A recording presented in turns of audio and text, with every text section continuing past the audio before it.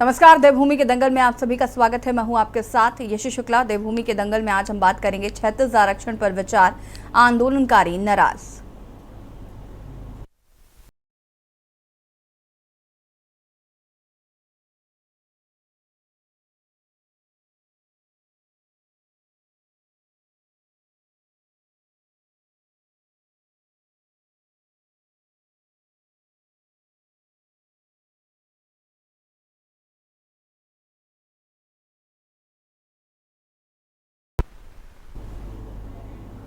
उत्तराखंड राज्य के आंदोलनकारियों और उनके आश्रितों को सरकारी नौकरियों में 10% 36 आरक्षण पर विचार के लिए गठित प्रवर समिति का कार्यकाल बढ़ाए जाने के बाद से राज्य का माहौल गर्मा गया है। एक तरफ जहां समिति का कार्यकाल बढ़ाए जाने पर विपक्ष हमलावर है, तो वहीं दूसरी ओर राज्य आंदोलनकारी मंच ने भी सरकार के इस फैसले पर नाराजगी जताई है। देहरादून स्थित शहीद स्मारक पर राज्य आंदोलनकारियों ने आपात बैठक की। इसमें आंदोलनकारियों को आरक्षण देने के मुद्दे पर सरकार के रुख पर नाराजगी जताते हुए राज्य आंदोलनकारियों ने प्रवर समिति अध्यक्ष संसदीय कार्य मंत्री प्रेमचंद अग्रवाल पर जमकर निशाना साधा है। राज्य आंदोलनकारी प्रदीप कुकरेती ने प्रवर समिति का कार्यकाल बढ़ाने के निर्णय की कड़ी निंदा की है। उन्होंने कहा कि समिति का कार्यकाल 2 माह बढ़ाने का फैसला वापस लिया जाए और 2 सप्ताह के भीतर समिति अपनी रिपोर्ट सरकार को दे। राज्य आंदोलनकारियों ने चेतावनी दी है कि यदि सरकार ऐसा नहीं करती तो मुख्यमंत्री पुष्कर सिंह धामी और संसदीय कार्य मंत्री का विरोध किया जाएगा। वहीं कांग्रेस समेत तमाम विपक्षी दलों ने भी लगे हाथ सरकार को निशाने पर लिया है। साथ ही विपक्ष का तर्क है कि सरकार राज्य आंदोलनकारियों और उनके आश्रितों को 36 आरक्षण नहीं देना चाहती, इसलिए बार बार समिति का कार्यकाल बढ़ाकर असमंजस की स्थिति पैदा की जा रही है। आज इसी मुद्दे पर चर्चा करेंगे। इससे पहले रिपोर्ट।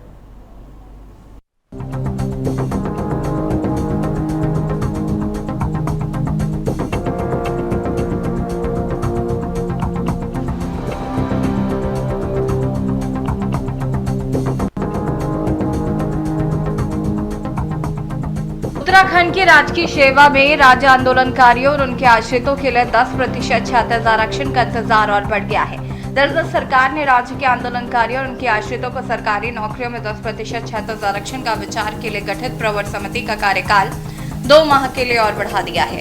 आपको बता दें कि राज्य सरकार ने विधानसभा में लाए गए 36 आरक्षण विधेयक पर विचार करने के लिए प्रवर समिति का गठन किया था और इसी समिति का कार्यकाल सरकार ने 2 माह के लिए बढ़ा दिया है।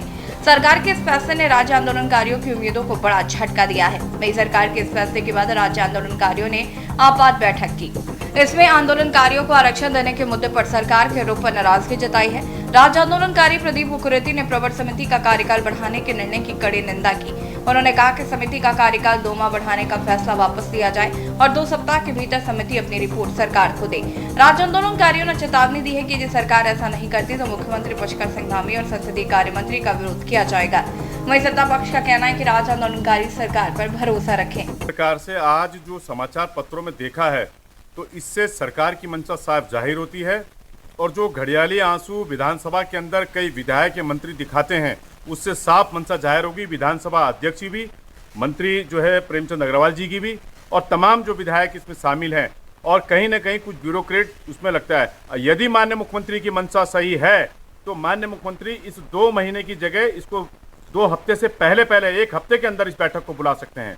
और अगर सरकार की मंशा में संशय है, मैं केवल इसमें यह कहना चाहता हूं कि आज दशहरे के दिन जिस प्रकार से मामा मारिच बनकर हमारे साथ जो छल किया गया उत्तराखंड राज्य आंदोलनकारियों के साथ, उसको प्रदेश आंदोलनकारी ही नहीं शहीद परिवार भी माफ नहीं करेंगे। और जो लोग उसके आश्रित थे, जिनको कि 10 साल से पुनर्बहाली की जो डिमांड कर रहे थे, जो खुद स्वयं आंदोलनकारी थे, वो उम्र दराज होने की पद पे उनकी इनको जो है टीस जो है उनको हमेशा कहीं ना कहीं उस चीज का दंड जरूर देगी। आज की नहीं होनी चाहिए, कोई भी काम फुल प्रूफ होना चाहिए।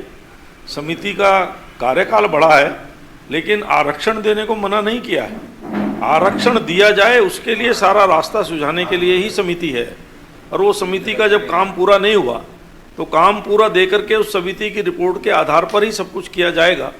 इसलिए उस पर नाराजगी नहीं होना चाहिए, सरकार पर विश्वास रखना चाहिए। आपको बता दें कि ऐसा दूसरी बार है जब प्रवर समिति के कार्यकाल को विस्तार दिया गया है। अभी तक यही माना जा रहा था कि एक और बैठक के बाद समिति अपनी रिपोर्ट विधानसभा अध्यक्ष को सौंप देगी और राज्य स्थापना दिवस से पहले राज्य आंदोलनकारियों की 36 आरक्षण की मुराद पूरी हो जाएगी। लेकिन अब उनको इसके लिए और इंतजार करना पड़ेगा। बता दें कि विधानसभा में पेश विधेयक पर चर्चा के दौरान इस विधेयक को प्रवर समिति के हवाले कर दिया गया था।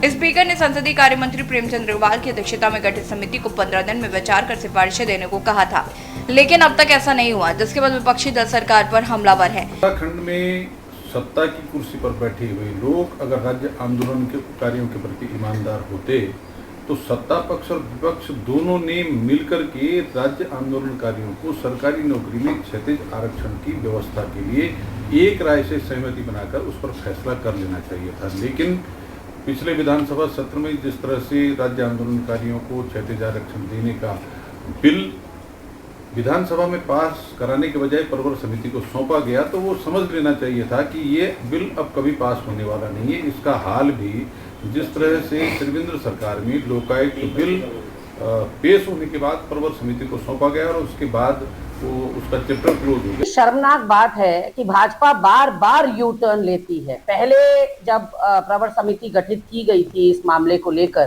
तो उनका कार्यकाल 15 दिन का रखा गया था और कहा था 15 दिन के बाद वो अपनी रिपोर्ट सौंपेंगे।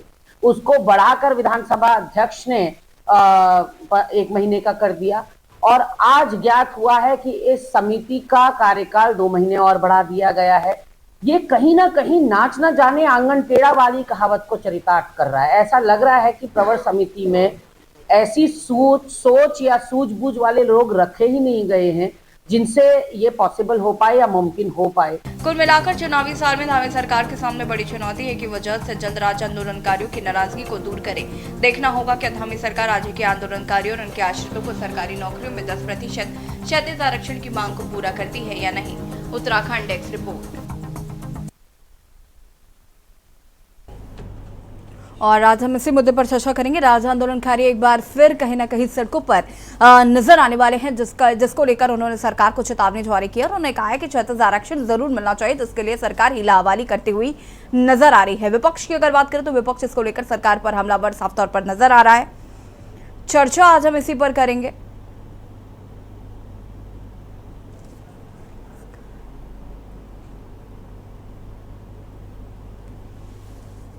नौकरियों में 10% क्षैतिज आरक्षण की मांग काफी लंबे समय से की जा रही थी राज्य आंदोलनकारियों द्वारा और उसको लेकर फिलहाल अब चूंकि जो प्रवर समिति का गठन किया गया था, अब उसका कार्यकाल 2 महीने के लिए और बढ़ा दिया गया है। उसे 2 हफ्ते में करने की मांग जो है राज्य आंदोलनकारी करते हुए नजर आ रहे हैं।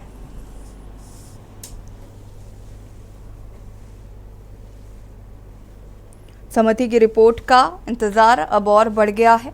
राज्य आंदोलनकारी काफी ज्यादा नाराज नजर आ रहे हैं। प्रेमचंद अग्रवाल और मुख्यमंत्री धामी का घेराव करने की बात उन्होंने कही है और साथ ही साथ उन्होंने कहा कि एक बड़ा आंदोलन किया जाएगा अगर सरकार ऐसा नहीं करती है। तो ऐसे में क्या राज्य आंदोलनकारियों के हाथों में निराशा हाथ लगेगी? हनी पाठक प्रदेश प्रवक्ता बीजेपी से हमारे साथ जुड़ चुके, पीसी थपलियाल जी वरिष्ठ नेता यूकेडी से हमारे साथ जुड़ चुके और प्रदीप कुकरेती जो राज्य आंदोलनकारी हैं वो भी हमारे साथ जुड़े हुए हैं। आप सभी का बहुत बहुत स्वागत है। प्रदीप कुकरेती जी से ही शुरुआत करूंगी मैं। प्रदीप जी, एक बार फिर जो प्रवर समिति का गठन किया गया था उसका कार्यकाल बढ़ा दिया गया है, ऐसे में अब नाराजगी जो है वो साफ तौर पर आप लोगों की देखी जा रही है। क्या कुछ मांगे हैं अभी, क्या कुछ कहना है? देखिए, निश्चित रूप में जिस प्रकार से आपने ये देखा होगा कि लगातार सरकार द्वारा राज्य आंदोलनकारी पिछले 10 साल से पुनर्बहाली की मांग को लेके, क्षैतिज आरक्षण को लेके संघर्षरत रहे हैं और इसमें क्योंकि पिछले 4 साल को अगर मैं निकाल दूं पिछली सरकार की तो वो पूरा जीरो रहा है, वो जीरो रहा है।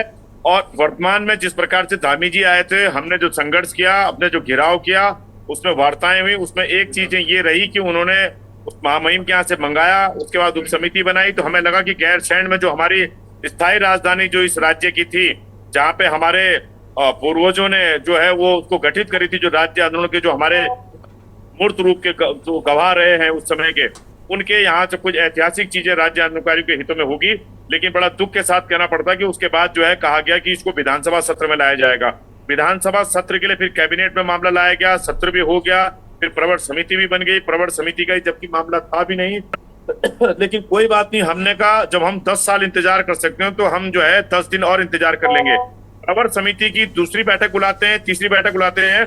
मुझे इस बात की पीड़ा है कि खाली ऑब्लिक परित्यागा और जो है ओ की मात्रा लगाने में ओ की मात्रा लगाने में इनको 3 महीने लग रहे हैं। तो ये हमारे सचिवालय कर्मियों पे सवालिया निशान उठा रहे हैं कि खाली इतने लिखने में इनको 3 महीने लग गए थे। मैं आपको बताऊं तो ये जो है कानून जो है पहले ही दिन सही बन गया था। ये कानून पहले ही दिन सही बना हुआ था। इसमें खाली जो किंतु परंतु होना था ये बाद में जोड़ा जाना चाहिए था। ठीक है प्रदीप जी, आप पानी पी लीजिए, वापस आते हैं आपके पास। पीसी थपलियाल जी, क्या कुछ कहना चाहेंगे? उत्तराखंड आंदोलन की जो शुरुआत मेनली थी 1994 से, और 1995 में बहुत बड़ी संख्या में उत्तराखंड के लोगों ने जन आंदोलन के रूप में एक संघर्ष किया। और आज लगभग 27-28 साल बाद भी आज हम लोगों की जो मांगे रही हैं वे लगभग हमेशा आंदोलनकारियों को जो आरक्षण की मांग है वो हमारे राजनीतिक दल इसको हल नहीं कर पाए। बड़ी विडंबना है, क्योंकि उत्तराखंड क्रांति दल चूंकि क्षेत्रीय दल है उत्तराखंड का, लेकिन इसमें उसकी भूमिका को कभी भी भारतीय जनता पार्टी और कांग्रेस दोनों ने ही मतलब स्वीकारा नहीं। और अपने आप में चाहे 2002 में जो शुरुआत नरेंद्र तिवारी जी की सरकार ने की थी और उसमें बहुत सारे लोगों को उन्होंने आरक्षण दिया था, और उस समय हमारे जो आंदोलनकारी थे, क्योंकि जब हम पृथक राज्य उत्तराखंड आंदोलन लड़े थे तो मैं उसका एक सिपाही होने के नाते मैं जानता हूं कि प्रमुख भूमिका देहरादून वालों की रही है। लेकिन अगर देखा जाए तो पूरे उत्तराखंड के जो आंदोलनकारी हैं उनकी हमेशा ये चिंताएं रही हैं कि हमको कभी भी सरकार ने देखा नहीं है, हमारी समस्या को नजरअंदाज किया है। आज अगर आप रुड़की के आंदोलनकारियों के पास, रुड़की हमारे चूंकि बहुत नजदीक है देहरादून से, आज रुड़की के आंदोलनकारियों की बददस्तूर ये डिमांड है कि साहब देहरादून वालों को तो आपने चिन्हित कर दिया, लेकिन रुड़की वाले बेचारे आज दिन तक चिन्हित नहीं हुए हैं। उसी तरह से मसूरी में मैं उस महिला को जानता हूं, जो महिला उस महिला के बगल में थी जिस महिला को 2 सितंबर को गोली लगी थी मसूरी में, और वो महिला आज दिन तक भी उत्तराखंड आंदोलनकारी चिन्हित नहीं हुई है।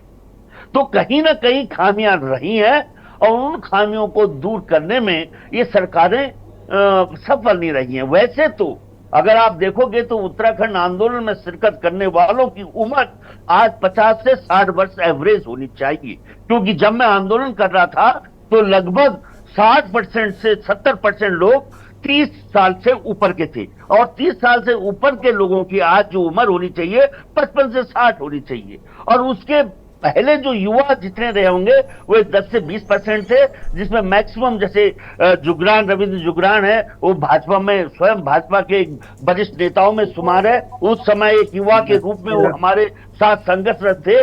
तो आज वो क्यों चुप हैं, ये भी हमें चिंताएं होती है। सुभाष बरतवाल जी वो भी भाजपा में हैं, हमारी स्वर्गीय सुशीला बदुनी जी आंदोलन की प्रमुख में थी, उनकी बुजुर्ग होने के बाद डेथ भी हो चुकी है। लेकिन इन तमाम सवालों को लेकर आज हमें बड़ी चिंता है कि राज्य आंदोलनकार की मांग ज्यों की त्यों पड़ी है। वैसे तो अगर देखा जाए राज्य आंदोलनकारी अगर हम लोग तमाम क्षेत्रीय परिप्रेक्ष्य में एक राजनीतिक स्वरूप में खड़े होते तो आज राज्य को संचालित करते हुए नजर आते। आज हम बेगर की भूमिका में नहीं रहते, हम भिखारी नहीं होते कि हमें तुम दो। हमने जिनके खिलाफ राज्य का आंदोलन किया है उनके आगे हम लोग जी, मैं वापस आऊंगी आपके पास। हनी पाठक जी प्रदेश प्रवक्ता बीजेपी से हमारे साथ जुड़ी हुई हैं, साथ ही साथ दर्शन माफ कीजिएगा लखपत बुटौला जी प्रदेश प्रवक्ता कांग्रेस से हमारे साथ जुड़े हुए हैं। आप दोनों का भी स्वागत है। हनी पाठक जी क्या कुछ कहना चाहती है? राज्य आंदोलनकारियों की क्या अनदेखी की जा रही है? क्या उन्हें 10% क्षैतिज आरक्षण देने की जो बात कही गई थी वो महज एक शगुफा थी? सुगुफा क्या होता है यशी जी? हमारी सरकार में सुगुफा शब्द का कोई इस्तेमाल ही नहीं किया जाता है, क्योंकि हमारी सरकार जो वादे करती है ना उसको धरातल पर उतारती है। प्रवर समिति के जो सदस्य हैं वह सीनियर विधायक है और राज्य आंदोलनकारी भी रहे हैं। जैसे प्रेमचंद अग्रवाल जी आप देख लीजिए जो मंत्री हैं, विनोद चमोली जी जो विधायक है, ये सदस्य है इसमें। तो अध्यक्ष हमारे प्रेम भाई साहब है, तो इसमें ये दोनों ही राज्य आंदोलनकारी रहे हैं। और इस प्रवर समिति के जो विधेयक है इस पर सभी पहलुओं को गंभीरता से अध्ययन किया जा रहा है और जो संशोधन है उसमें संशोधन भी किया जा रहा है ताकि भविष्य में आने वाले समय में इसका लाभ लेने वाले लोगों को किसी भी प्रकार की कानूनी अड़चन का सामना न करना पड़े। जैसा कि आपने देखा होगा 2010-2011 में पहले ऐसा हो चुका है कि हाई कोर्ट की रोक के चलते आंदोलनकारियों को दिए जा रहे 36 आरक्षण को रद्द करना पड़ा था। तो इस प्रकार का कोई भी प्रावधान उसमें इंक्लूड ना होने पाए जिससे कि उन लोगों को आने वाले समय में कोर्ट से कोई भी प्रकार की दिक्कत का सामना करना पड़े। तो सभी पहलुओं पर नजर रखी जा रही है, सभी पहलुओं पर गंभीरता से विचार किया जा रहा है। तो मुझे एक बात बताइए, हर चीज पे हाथ में दही जमाने वाली बात तो है नहीं। और सगुफा वाली बात जो आप कह रही है यशी जी, अब मैं उस पर आती हूँ। नारायण दत्त तिवारी जी की ये लोग बहुत ज्यादा बात करते हैं, कांग्रेस के लोग, और उनकी चर्चा करते हैं। तो मुझे एक बात बता दे लखपत बुटोला जी यहाँ बैठे हुए कि नारायण दत्त तिवारी जी जो विधेयक लाए थे उसकी पुख्ता व्यवस्था कर क्यों नहीं लाए थे? उसकी पुख्ता व्यवस्था कर अगर लाए होते तो आज इस तरीके की दिक्कतों का सामना करना ही नहीं पड़ा होता। 2010-2011 में हाई कोर्ट को इस ऑर्डर को रद्द करना ही नहीं पड़ा होता। फिर हरीश रावत जी सरकार के विधेयक को लाए, लेकिन उसमें भी इतनी खामियां डाली उन्होंने, इतनी खामियां डाली कि वो राजभवन में लटका रहा, लंबित पड़ा रहा। लेकिन ये धामी सरकार है जिसने राजभवन में लंबित विधेयक को वापस मंगवाया और उसमें संशोधन किया। विधानसभा पर पूरा इसको विधानसभा के पटल पर इसको लाया गया और पूरी बहस करवाई गई इस पर, और जरूरत जब पड़ी तो इसमें कुछ संशोधन भी हो सकता है, इसलिए इसको प्रवर समिति को सौंपा गया है। 7 साल बाद इस विधेयक को राजभवन से वापस लटके हुए विधेयक को लाने वाली किसकी सरकार रही? हमारी धामी सरकार रही। और कांग्रेस ने तत्कालीन लाभ के लिए यह आरक्षण लागू किया था, आनंद फानंद में कर तो दिया था, लेकिन इनको यही नहीं पता था कि इसमें संशोधन क्या करना है, क्या नहीं करना है, और आने वाले समय में क्या ये जो राज्य आंदोलनकारी इनको फेंकी हुई चीज तो चाहिए नहीं। ये इनकी वजह से आज मैं यहाँ पर बैठी हूँ, इनकी वजह से आज सब यहाँ पर बैठे। इन्होंने अपना खून पसीना जीवन सब सौंपा है, आनंद फानंद में लेकर आ गए बिल सिर्फ वाहवाही लूटने के लिए, फिर उसको कोर्ट से रद्द करना पड़ा। राजभवन से लटके हुए बिल को किसने मंगवाया? 7 साल बाद धामी सरकार ने मंगाया। तो ये सारे पहलुओं पर जांच करी जा रही है और अध्ययन किया जा रहा है। किसी भी प्रकार से हमारे राज्य आंदोलनकारियों को कोई भी ठेस नहीं पहुंचेगी, ये मुझे पूर्ण विश्वास है। और मुझे लगता है कि इनको थोड़ा सा धैर्य रखना चाहिए। निश्चित ही इसका जो रिजल्ट निकल कर आएगा बहुत ही अच्छा निकल कर आएगा। बातचीत करेंगे और लखपत बटोला जी हमारे साथ जुड़े हुए हैं। लखपत जी क्या कुछ कहना चाहेंगे इस पूरे मामले को लेकर, संदर्भ को लेकर? क्योंकि देखिए हनी जी ने इसमें अपना रुख जो है वो स्पष्ट किया, उनकी सरकार का रुख स्पष्ट किया कि भाई मंशा हमारी साफ है, हम इसे जल्द से जल्द लागू करने की कोशिश करेंगे। जी निश्चित रूप से हम स्वागत भी करते हैं। और जब धामी जी ने ये फैसला लिया था राज्य आंदोलनकारियों को लेकर 36 आरक्षण का, तो आपके चैनल पे मैंने व्यक्तिगत रूप से कांग्रेस की तरफ से स्वागत भी किया। लेकिन 2-3 चीज़ें मैं आपसे कह सकता हूँ। पहली बात तो यह कि जो चीज़ें की जा सकती थी उसको टाइमली नहीं किया गया, जो प्रवर समिति के साथ उसको रख करके आगे बढ़ाने का काम किया, उसको लेके मैं पहली बार हनी जी ने कांग्रेस में बहुत सारी मेरा क्वेश्चन रख दीजिए नारायण दत्त तिवारी जी वाला। मैं सुन लीजिए, मैं आपसे कह, आपने बहुत सारी बातें कही हैं। उसमें आपने कहा कि जो राज्यपाल जी ने विधेयक को अड़का रखा था कांग्रेस नहीं करा पाई। ये स्पष्ट हो जाना चाहिए कि जब हमारी सरकार थी राज्यपाल महोदय ने राजनीतिक परिदृश्य से उस विधेयक को पास नहीं किया। राज्यपाल नहीं रुका सकते हैं, ये आपको समझना पड़ेगा। कौन रोक रहा था, किसकी चाल थी? 2 बार मुख्यमंत्री हनी जी मैं जवाब लूंगी आपसे, रुकिए। सुन लीजिए मैं आपसे, ये बहुत टेक्निकल चीजें हैं। ये राजनीति में ऐसी चीजें, हमारे प्रबुद्ध साथी बैठे हुए हैं और ये सारे लोग जानते हैं कि यदि हरीश रावत जी के ड्राफ्ट को राज्यपाल ने स्वीकृत नहीं किया तो किसकी गलती है? ये एक बहुत बड़ा सवाल है और यही प्रश्न चिन्ह खुद पे लगाने वाली बात है, दूसरे के ऊपर डालने से नहीं होगा। ये समझना पड़ेगा। और ये मैं नहीं बोल रहा, ये भाजपा के प्रवक्ता कह रहे। दूसरी बात, जहां तक मैं समझता हूं कि इस राजनीति से बेहतर होता, बहुत लंबा समय गुजरा है। मुझे लगता है हम सब साथी जितने भी लोग बैठे पैनलिस्ट हैं, हमारे साथ जितने भी लोग इस पर बात करें, सभी लोग कहीं ना कहीं किसी न किसी रूप में इस राज्य आंदोलनकारी से जुड़े हुए। मुझे लगता है जो भी व्यक्ति इस उत्तराखंड में आज 30 साल से ऊपर का होगा, वो निश्चित रूप से उसने उत्तराखंड के आंदोलन में अपना महत्वपूर्ण भूमिका दी, चाहे उसने दी, उसके परिवार ने दी, व्यक्तिगत रूप से दी। हम छोटे बच्चे थे, स्टूडेंट लाइफ में थे, उस समय हम लोगों ने बहुत सारे, हमारी पढ़ाई डिस्टर्ब हुई, हमने सड़कों पे आकर के आंदोलन की, लोगों ने नौकरियां तक छोड़ दी, लोगों के कहीं के परिवार वाले शहीद हो गए। बहुत पीड़ा की बात है और दुखद बात है। सरकारें भाजपा की रही, कांग्रेस की रही, यूके के साथ भी रही है और पार्टियों के साथ भी रही, ऐसा नहीं कि नहीं। लेकिन कुछ चीजों को लेकर जो किया जाना चाहे था, जो सम्मान दिया जाना चाहे था, वो नहीं दिया गया। वर्तमान सरकार ने कुछ उम्मीदें कुछ चीजों को लेकर, जैसे मैं एक चीज कह रहा हूँ कि बहुत चीजें ऐसी थी कि जिनको राज्य आंदोलनकारियों का जो आइडेंटिफाई होना, उसी को कहीं ढंग से नहीं किया गया था। उसको लेकर तत्कालीन समय जो इन्होंने जो तिवारी जी की बातें कही, यदि इस प्रदेश में सबसे ज्यादा नौकरियां किसी को मिले और आरक्षण किसी को मिला तो तिवारी सरकार में मिले। और जितने राज्य आंदोलनकारियों को जो नौकरियां मिली है, ये हमारे प्रदीप जी भी बता देंगे क्योंकि वो बहुत करीब से उन्होंने देखा है। उतनी राज्य आंदोलनकारी आज तक किसी भी सरकार में उतनी नौकरियां नहीं मिली। ये पहली बात है। जो सम्मान दिया गया, कुछ कमियां थी, उनको राज्य आंदोलनकारियों को आइडेंटिफाई करने की बात है, क्योंकि पूरा प्रदेश, पूरी जनता राज्य आंदोलनकारी थी, लेकिन कुछ लोगों ने उसमें अप्लाई किया, कुछ मानक थे, उन मानकों को लेके कुछ बातें की जानी थी। एक सरकार ने अपने कार्यकाल में कुछ चीजें छूटी हैं और लेकर के 2016 तक जब कांग्रेस की सरकार 12 के बाद, उसमें 13-14 के बाद उसमें बहुत प्रयास हुए और हमने बहुत सारी चीजों को लेकर उनको आइडेंटिफाई करने का काम किया, बहुत चीजों का उनका वर्गीकरण करने का काम किया, उनको लेके चीजों को लेकर और ड्राफ्ट तक तैयार किया। लेकिन तत्कालीन सरकार ने, तत्कालीन राज्यपाल ने उस ड्राफ्ट को राजभवन में रोक दिया। ठीक है, हनी पाठक जी जवाब दीजिए। हाँ, अब मैं जवाब देती हूँ। अब बुटोला जी मेरा टर्न है, बुटोला जी मेरा टर्न है, प्लीज धैर्य, मैंने आपकी सुनी है। बुटोला जी ने मेरी बात का जवाब किस तरह से घुमा फिरा के दिया, ये साबित करता है कि आप अपनी पार्टी को किस तरीके से बचा सकते हैं। अच्छे प्रवक्ता का आपने परिचय दिया है। मैं दूसरी बात का अब इनको जवाब देती हूँ। बुटोला भाई साहब, जरा सा मुझे ये बताइए कि क्या बोल रहे हैं, थोड़ा सा सोचकर बोलिए। अगर यशी जी ये कह रहे राजभवन में लटका दिया था, थोड़ा पॉइंट, आपने मुद्दा बहुत ही अच्छा उठाया और आप जनता के माध्यम से प्लीज मुझे बात को क्लियर करने दीजिएगा, इस सारे मुद्दों को। थैंक्स कि आपने ये मुद्दा उठाया। जनता के सामने गुमराह करने वाली गतिविधियां जानी चाहिए। अभी इन्होंने क्या कहा, राजभवन में इस मुद्दे को लटका दिया गया। राजभवन में चलिए मुद्दा लटका दिया गया, चलो ठीक है, मैंने कह दिया, चलो ठीक है, लटका दिया गया। अब मुझे ये बात बताइए, अगर उसमें खामियां नहीं होती तो हाई कोर्ट ने क्यों रद्द कर दिया? मुझे इसका जवाब दे।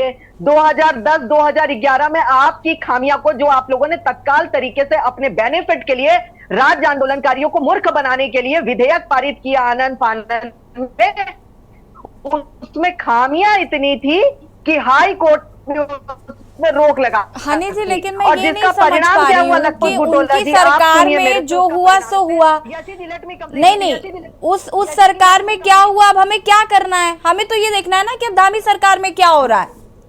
हाँ, अब मुझे इसका जवाब नहीं, लखपत बुटोला जी मेरा टर्न है। यशी जी, जो आप कह रही है धामी सरकार में क्या हुआ, आज का मुद्दा क्या है? 2 महीने का प्रवर समिति का टाइम बढ़ाया गया है इस विधेयक के लिए। मुद्दा यही है, तो मुद्दा यही है, उसी पर मैं आ रही हूँ। प्रवर समिति के टाइम को इसलिए बढ़ाया गया कि पहले की गलतियां को दोबारा रिपीट ना करी जाए, और हाई कोर्ट ने जो रद्द किया उसके कारण जो कमियां हुई, यशी जी आप भी सुने, इससे क्या हुआ था, जब आरक्षण पर हाई कोर्ट ने रोक लगाई ना, तो कई बच्चे जो सेलेक्ट हो गए थे सरकारी नौकरियों में, उनको अपॉइंटमेंट नहीं मिल पाई थी Butola ji, only because of your government and जल्दबाजी। और दूसरी बात, हमारी सरकार उसके लिए भी इस विधेयक में प्रावधान कर रही है। हम लोगों को देर इसीलिए हो रही है और कार्यकाल इसलिए बढ़ाया जा रहा है प्रवर समिति का, क्योंकि इस विधेयक को लाने के लिए, अरे थपलियाल जी पेशेंस रखिए, मैं जो बोल रही हूँ पॉइंट की बात बोल रही हूँ। अब ये बताइए, हमारी सरकार इसके लिए भी इसी विधेयक में प्रावधान कर रही है कि जो इस तरीके से बच्चे सेलेक्ट हुए थे और हाई कोर्ट के रोक के बाद उनकी सरकारी नौकरियां छीन ली गई, रुक गई थी, वो इस तरीके की गलतियां दोबारा ना हो, और उन बेटियों को भी आश्रित की श्रेणी में लाया जाए जो कि विधवा है या परित्यक्ता है। ठीक है, इस प्रवर समिति में हनी जी मैं वापस आऊंगी और मैं प्रदीप कुकरेती जी का सीधे रुख करना चाहूंगी। प्रदीप जी, हनी जी जो यहाँ पर कह रही हैं कि जो कमियां खामियां थी उन्हें ठीक करने के लिए 2 महीने का समय मांगा जा रहा है। देखिए, मैं यासी जी, मैं फिर अपनी बात को रिपीट कर रहा हूँ। हनी जी की बात को मैं अगर आगे बढ़ाऊं, नरेंद्र तिवारी जी ने जब ये सुविधाएं प्रदान की थी, उनका एक शब्द था, ये शब्द हमने उन्हें तब कहे थे कि आप इसको एक्ट बनवा दीजिए, इसको विधानसभा में कराइए। उनकी जो वर्डिंग थी कि राज्य आंदोलनकारियों के हितों के लिए कोई भी दल, कोई भी अधिकारी, कोई इस पे जो है किंतु परंतु नहीं कर सकता।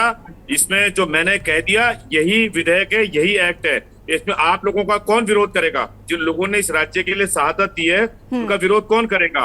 तो हम वहीं रुक गए। उसके बाद अगर मैं हनी जी की बात को मान भी लूं, बात को भी स्वीकार कर रहे, 2009 में भारतीय जनता पार्टी की सरकार आ गई थी, जब कोर्ट में किसी जिला प्रशासन से पीड़ित होकर किसी करुणेश जोशी ने जो है हाई कोर्ट के अंदर इस बात को रखा, तो क्या ये बात जनरल खंडूरी उस समय उसको क्यों नहीं लेके आए एक्ट में?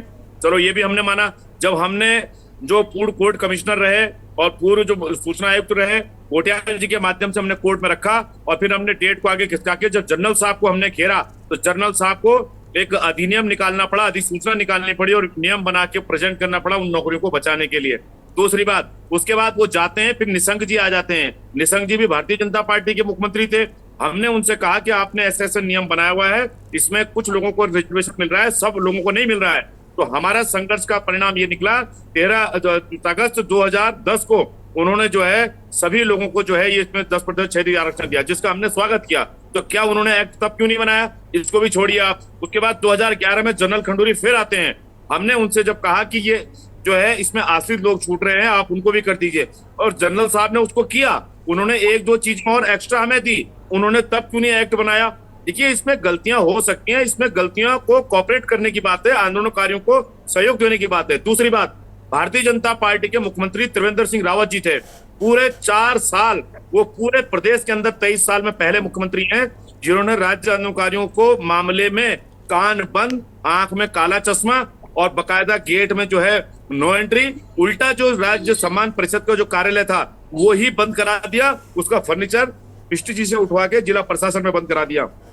धामी जी आए तो धामी जी युवा मुख्यमंत्री हैं। मैं आपको इस चैनल के माध्यम से बात बता दूं, मुझे इस बात का फक्र है कि जिन कारणों से, जिन परिस्थितियों से यहाँ राज्य आंदोलनकारी जो चिन्हित हुए थे, उन कारणों को, उन तथ्यों को जुटा के मैंने खटीमा में भेजा जो मेरे राज्य आंदोलनकारी हैं। मैंने कहा भाई वहां पे तो 200 कुछ हैं, तो और लोगों का क्यों नहीं हो रहा है? जब मैंने यहाँ से वहां तथ्य भेजे, उसमें माननीय मुख्यमंत्री से लेके तमाम लोग 800 कुछ लोग चयनित हुए।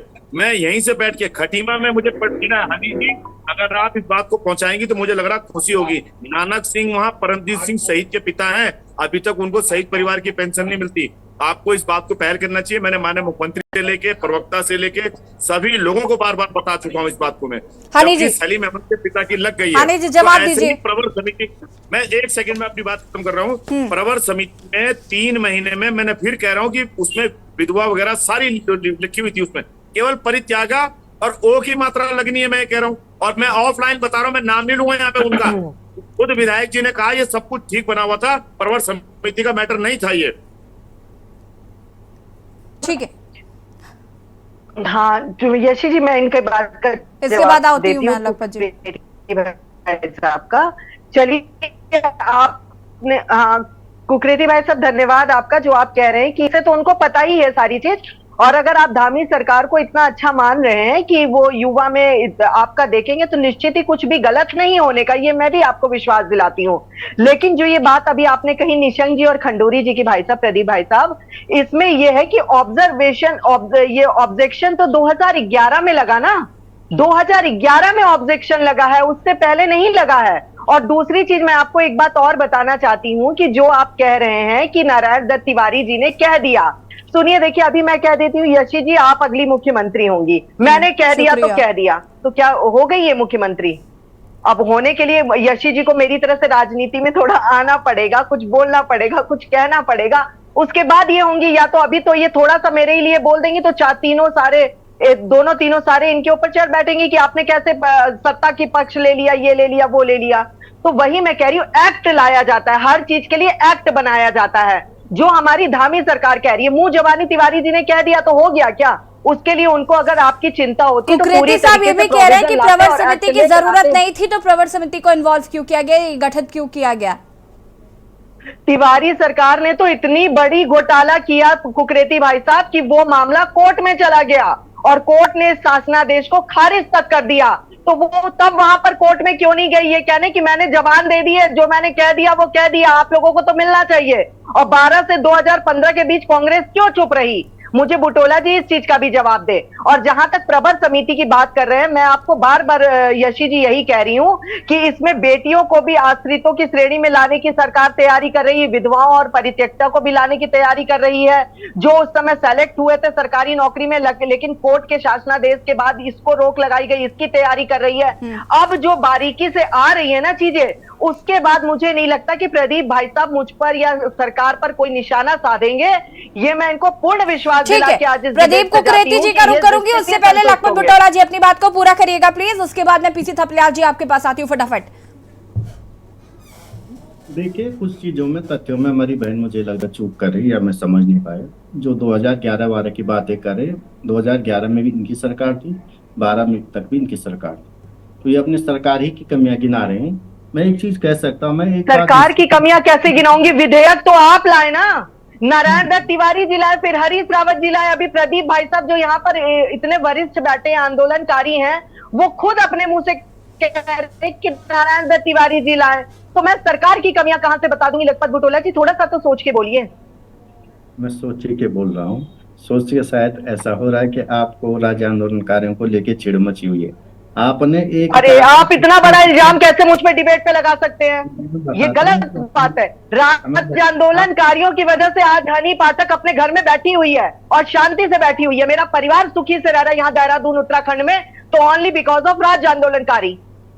नहीं, सुरक्षित तो हम हिंदुस्तान में भी हैं। ऐसा नहीं कि राज्य के विकास के लिए जो मूल भावनाएं थी वो नहीं हो पाई। बहुत चीजें आपने जो चिड़ मचने वाली बात कर, चिड़ मैं इसलिए कह रहा हूँ कि मेरे लिए तो ये आदरणीय है, मेरे लिए ये आदरणीय है। मुझे इनसे बीच में चिढ़ जब कोई कैसे और मचेगी? इंटरप्ट करता है तो आपको प्रॉब्लम होता है। रुक जाइए जरा, सुन लीजिए, वो अपनी बात पूरी भी नहीं कर पा रहे हैं। चिड़ इसलिए मची है, मैं 3 चीजें बता देता हूँ। जब ये उत्तराखंड, तो चिड़ मचने वाली शब्द ना बोले ना फिर यशी जी। हनी जी, अब आप या तो एक लिस्ट दे दीजिए, फिर उनको पता हो कि आपको किससे चिड़ मचेगी।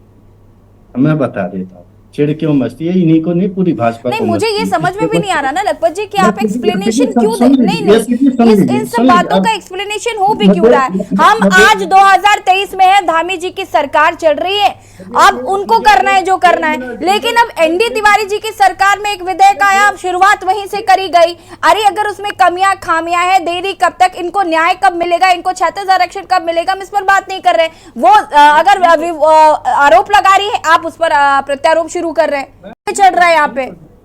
सुन लीजिए यशी जी, मैं इतना सुन रहा हूँ, मुझे लगभग 1-1.5 मिनट मिल सकता ना, 90 सेकंड में आपसे ले रहा हूँ। हाँ जी बिल्कुल। ये मस्ती है कि जब ये हम उत्तराखंड आंदोलन को लेके कहते थे कि आज दो, अभी दो, उत्तराखंड राज्य दो, और कहीं मंजूर नहीं, गैरसैंण अब दूर नहीं। हमारे साथ 2 राज्य बने, क्या विसंगतियां और क्या दी इस प्रदेश को? हमारे साथ 2 राज्य बने, दोनों की राजधानी थी उत्तराखंड, गैरसैंण को अस्थायी राजधानी थी। पहली बात है, जो विकट और विसंगतियां इन्होंने वहां से शुरू किया। इन्होंने उत्तराखंड के साथ क्या किया कि यहाँ के जितने भी संसाधन थे उत्तर प्रदेश के साथ गिरवी रख दी। ये बताएं किसकी सरकार है थी? मैं पूछना चाह रहा हूँ कि केंद्र में एक विधेयक लाकर के उत्तराखंड के सारे अधिकारों को सीज करने का काम किसकी सरकार ने की? ये अटल बिहारी वाजपेयी की सरकार ने की? ये कांग्रेस की सरकार ने की? ये चीजें जो टेक्निकल चीजें, उत्तराखंड आज विसंगत और विकृत बना है तो इनकी नीतियों की वजह से बना है, और उसका खामियाजा इन्हें 2002 में चुकाना पड़ा। मैं आज का जो उत्तराखंड का आज स्वरूप बना है, जिसको लेकर हम 7 जिलों को लेकर उत्तराखंड राज्य की परिकल्पना करते थे, और उन 7 जिलों को लेकर हम कहते थे कि गैरसैंण में हमारा राजधानी, क्योंकि पहाड़ी मूल स्वरूप का ये राज्य था, और उसी पिछड़ेपन की वजह से अपनी हमारी जो अवहेलना होती थी उसको लेकर 7 जिलों की मांग को लेकर के जो कहा गया था, इन्होंने यहाँ की अस्थायी राजधानी दी, यहाँ की परिसंपत्तियां गिरवी रख दी, और यहाँ के सारे अधिकार केंद्र में बिल लेकर के इन्होंने उसको भी फ्रीज करने का काम किया। तो इसलिए जो ये बार बार कहते, जो पीड़ाएं जो उत्तराखंड को दर्द भाजपा ने दिया है, उस दर्द को उत्तराखंड की जनता यदि पढ़ लिख ले और स्थायी राजधानी तो दोनों सरकारें नहीं दे पा रही है ना उत्तराखंड को। सुन लीजिए, किसने देना था? झारखंड छत्तीसगढ़ को किसने दिया? मैं पूछना चाह रहा हूँ, क्यों दिया झारखंड छत्तीसगढ़ को? हम जब कह रहे थे गैरसैंण तो क्यों नहीं दी गई? यही तो सवाल इनसे पूछा जा रहा है। यही तो मैं कह रहा हूँ कि सारी परिसंपत्तियां उत्तराखंड से उत्तर प्रदेश को क्यों गिरवी दे दी? यहाँ का जल जंगल क्यों गिरवी दे देगा? यहाँ के सारे संसाधनों पर फ्रीज किसने किया? फ्रीज ये संसद के अंदर कौन कानून लाया? ये तो इन्हें बताना पड़ेगा। उत्तराखंड की गला किसने घोटा? ये बताना पड़ेगा इनको। आज जो पीड़ाएं हम थपलियाल कह जी। रहे हैं ये भाजपा की देन है। ठीक है, आज जो थपलियाल उत्तराखंड जी। पिछड़ा है और उत्तराखंड के ये हाथ बने, ये विसंगत और विकृत उत्तराखंड बनाने के लिए भाजपा की देन है। मैं आज भी कह रहा हूँ और इसलिए इनको पीड़ा होती है। हाँ। मैं पूछना चाह रहा हूँ, उन्होंने 2017 में कहा था कि हम सरकार बनाते हैं उत्तराखंड में लोकायुक्त लाएंगे, प्रवर्तन समिति को भेजा गया, वो लोकायुक्त आज तक लोकायुक्त आ गया? मैं पूछना 8 साल हो गए, लोकायुक्त क्यों नहीं आया? वही प्रवर्तन समिति है जहाँ वो लोकायुक्त भेजा गया है। यही वो राज्य ठीक। आंदोलनकारियों के लिए जो टाइम पे टाइम बढ़ाया जा रहा जी, है। रुकिए मैं जरा। आपसे कह रहा हूं, ये केवल सुन लीजिए, मैं आपसे कह रहा हूँ यशी जी, ये केवल जुमलों की सरकार है, झूठ की सरकार है। यहाँ बूथ से लेकर प्रधानमंत्री तक, प्रधान सेवक तक झूठ बोलता है और केवल झूठ करा, ये कुछ नहीं करते। उत्तराखंड को विकृत करने वाले ये सरकार है, भाजपा है, अटल बिहारी जी की सरकार है। मैं आज भी कह रहा हूँ, डंके के चोट पे कह रहा हूँ, हमारे एतकार संसाधनों को सीज करने वाली ये सरकार है। और यही जवाब पीड़ा सुनिए हमको जी। है। और इस नहीं, दुख रुक को जाइए। हम दूर नहीं कर सकते, इस पीड़ा को अब हमारे पुश्ते भी दूर नहीं लखपत कर सकती। बुटोला जी, रुकिएगा इसलिए जरा, मैं पीसी कहता हूं कि थपलियाल जी। इनको मस्ती है। जी, बड़ा बहुत ही दुख की बात है कि मुद्दे हमारे और खेलते हैं भाजपा और कांग्रेस, और हम लोग एक मूक दर्शक के रूप में रह जाते हैं, क्योंकि दिल्ली से मिले हुए इनके जो मठाधीशों की ताकत ने इनको हमारा मठाधीश बना दिया है और ये जो चाहे कर सकते हैं। हम इनके आगे घुटने टेक के खड़े हैं, जबकि स्थिति होनी ये चाहिए थी कि इनको हमारे आगे घुटने टेकने चाहिए थे। क्योंकि उत्तराखंड आंदोलन में अभी जैसे मैडम ने कहा कि भाई प्रेमचंद अग्रवाल भी आंदोलनकारी थे, विनोद चमोली, निश्चित रूप से विनोद चमोली तो मेरे साथ आंदोलन में लगातार संघर्षरत थे, और जनरल खंडूरी तो खुद जेल गए, 50,000 रुपए भी लिए उन्होंने। जनरल खंडूरी जो मतलब बिल्कुल 2007 में सत्ता में आए। तो आफ्टर ऑल जब तिवारी जी ने एक प्रकरण शुरू किया आंदोलनकारियों को देना, और आंदोलनकारियों ने हमने अपना पल्लू चौड़ा करके लिया, और वही लेना हमारे लिए अपराध बन चुका है, क्योंकि आज हम राजनीतिक तौर पे अपने पांव पे खड़ा नहीं हो पा रहे हैं, वही हमारी शक्ति को छिन भिन कर दिया। आप ये देखिए कि जिस तरह से भाजपा कांग्रेस को उत्तर उंगली करती है, उन्हीं सवालों को लेकर जब कब कांग्रेस सत्ता में होगी, भाजपा उन्हीं सवालों को लेकर उंगली करती रही है। हम ये तमाशा 23 साल से देख रहे हैं, और इसमें सबसे बड़े अपराधी के रूप में हम पाते हैं, अगर तिवारी जी ने हमें आरक्षण दिया तो तिवारी जी ने निश्चित रूप से एक बड़ा भारी दंड आता था, जिस तिवारी जी ने कहा था कि मेरे मन पे ये मिलेगा, उत्तराखंड में हासिल होगा। उस तिवारी जी हमारे सर्वमुकुट बने जब राज्य बना। उसके बाद खंडूरी जी, जिस खंडूरी जी की चिट्ठी से 2 अक्टूबर 1994 का कांड हुआ कि यहां से केवल देहरादून वालों के साथ हुआ वो कांड, और उस कांड का मैं साक्षी हूं कि किस तरह से हमारे साथ वो खेल खेला गया, हमारे साथ खेल खेला गया। इवन जब पहली सरकार आई उसमें भी विधानसभा की भर्ती, दूसरी सरकार आई खंडूरी की, विधानसभा की भर्ती, तीसरी, इन्होंने भर्तियां बैकडोर से करनी शुरू की। आज 2002 से लेकर और आज तक यहाँ के युवाओं को न्याय संगत भर्ती नहीं मिली है, क्योंकि हम बेगिंग पॉइंट में थे। अब मांगने वाले कौन थे? और आज जो युवा आज सड़क पे खड़ा होकर रोजगार की मांग कर रहा है वो कौन है? इन प्रिया जी, सवालों को ये सारी बातें प्रीवियस, मैं बार बार कह रही हूँ कि प्रीवियस बातें जितनी भी खंडूरी टाइम पे हुई या एनडी तिवारी जी की सरकार के टाइम पे हुई, अब उन बातों का फिलहाल कोई मतलब नहीं है। अब हमें ये देखना है कि धामी जी इस पर किस तरीके से काम करते हैं, और जो इतने लंबे समय से चला आ रहा है, एक टाइम पीरियड काफी बीत चुका है, अब तो कहीं ना कहीं 36 आरक्षण डिजर्व करते हैं आंदोलनकारी या नहीं करते? बिल्कुल, अरे आंदोलनकारी 36 आंदोलन बिल्कुल करते हैं, इसके सिवा है भी क्या हमारे पास? हम केवल यही मांग सकते हैं। अब हम कोई सत्ता चलाने के लायक थोड़ी रह गए हैं, अब तो मांगने के लायक रह गए। धामी जी बिजी हैं, वो बाहर से ला रहे हैं, इंग्लैंड से ला रहे हैं इन्वेस्टर को, दुबई से ला रहे हैं, वो एक नई चीज कर रही है युवाओं के लिए। और जो हमारे जो आंदोलनकारियों की प्रबंध समिति है उसका हल निकालना धामी सरकार के बूते के बाहर है, बिल्कुल बाहर है। क्योंकि निकालने वाला कौन है? प्रेमचंद अग्रवाल जिसको इन्होंने कहा है वो तो एक अपराधी है, जिस अपराधी ने तमाम, आपने देखा होगा कि किस तरह की भर्तियां उन्होंने की, आज तक उनका कुछ नहीं हुआ। किस तरह से वो पिटाई करते हैं सड़कों पे, उनका कुछ नहीं हुआ। आज उत्तराखंड आंदोलनकार ही नहीं, उत्तराखंड की जनता भी खून के आंसू रो रही है। मैं जी देखिए, 2 महीने का वक्त मांगा जा रहा है, मेरी बात सुनिए, 2 महीने का वक्त मांगा जा रहा है, तो 2 महीने का वक्त क्यों नहीं दिया जा रहा है? अगर हनी जी ने जैसा कि भी एक्सप्लेन किया कि उसमें जो त्रुटियां थी, जो कमियां थी, जो खामियां थी, उनको ठीक करके हम 2 महीने बाद उस पर करेंगे। हाँ, इस पर मैं जवाब लूंगी यहाँ पर प्रदीप जी आपसे। प्रदीप जी जवाब दीजिएगा कि आखिर इतना अब इंतजार करने में क्या गुरेज है? अगर आप इतना लंबा समय इंतजार कर सकते हैं तो सिर्फ 2 महीने की बात है। अनम्यूट कीजिएगा। 6 महीने 6 साल बीते, ये पुनर्बहाली 10 साल से। अनम्यूट कीजिएगा, आपकी आवाज नहीं आ रही है। की भर्तियां निकल जाएंगी, 45 निकल चुकी हैं, 1500 की वैकेंसी आने वाली है, बाकी के जो 700 कुछ पद हैं वो भी जो है अभी निकलने वाले हैं। वो अब आप ये बताइए कि जब जाएंगे तो इस रिजर्वेशन का, इस 36 आरक्षण का मुकुट लेके हम कहाँ घूमेंगे? ये रिजर्वेशन मिलेगा, लेकिन किन परिस्थितियों में मिलेगा वो आप समझ सकते हैं उस बात लेके। हनी पाठक जी देखिए, ऐसा है यशी जी, बहुत ही प्यारी आपने जवाब दिया कि जब सारी कमियों को जो मैंने बताई हैं दूर करके 2 महीने का समय मांगा जा रहा है, और प्रदीप जी ने कहा 6 महीने का भी समय देने को तैयार है लेकिन भर्तियां निकले। देखिए ऐसा है प्रदीप भाई साहब, अगर सरकार 2 महीने का समय मांग रही है तो कुछ सोच के ही मांग रही है, और भर्तियां लगातार हो रही हैं, आगे भी होंगी, इसके बाद भी होंगी।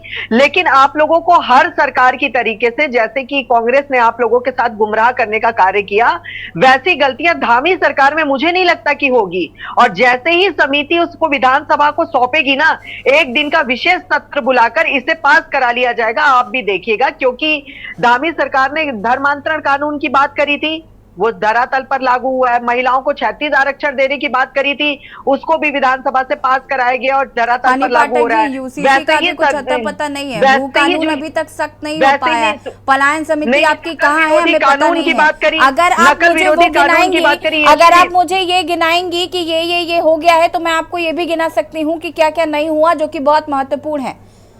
देखिए ऐसा है, 2 महीने की बात की जो बात इन्होंने करी है, मैं उसकी बात का जवाब दे रही हूँ। और नकल विरोधी कानून से लेके हर चीज को सरकार वो कर रही है जिससे कि उत्तराखंड का भला हो। और नकल विरोधी, ये उत्तराखंड में जो ये प्रवर समिति की जो आप बात कर रहे हैं, ये प्रवर समिति जो 2 महीने बाद निर्णय लाएगी। अच्छा हनी जी, एक बात बता दीजिए, नकल विरोधी कानून रात के लिए कैसे कैबिनेट बिठा दी गई, और उसके लिए जो भू कानून त्रिवेंद्र रावत जी ने जो घर में बैठ के कैबिनेट बुला के उसमें कैसे प्रबंधन कर दिया गया? हमारे साथ इस बात का जवाब देती हूँ।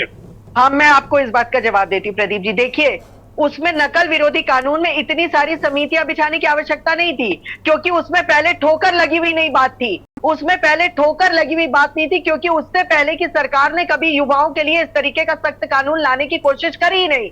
लेकिन ये जो सड़ा बीज बोया गया कांग्रेस की तरफ से, सुनिए ऐसा है, देखिए जो कांग्रेस ने सड़ा बीज बोया ना, उसका जो पेड़ उगेगा वो खराब ही उगेगा। तो इन्होंने जो आनंद फानन में विधेयक उल्टा सीधा लेकर आया ना, तो उसमें जो फल आया वो सड़ा ही लाया, जिसकी वजह से आज आप लोगों को दिक्कत का सामना करना पड़ रहा है।